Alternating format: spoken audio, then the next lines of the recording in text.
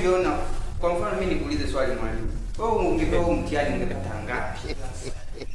Kwanza kipindi huu mtihani unaoandaa ulikuwa umejifungia wewe peke yako tu ndani kwako, chumbani kwako.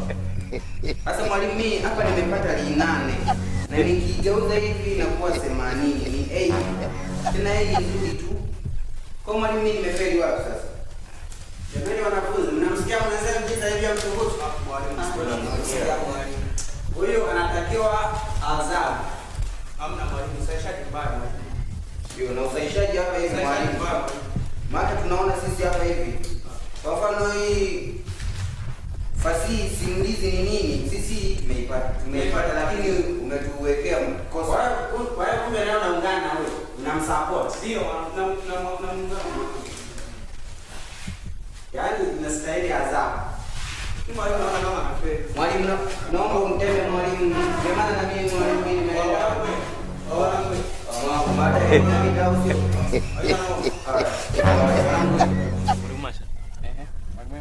Unaonaje hii shule? Mpangilio wa ratiba haueleweki. Yaani mimi mwalimu sielewi ratiba ya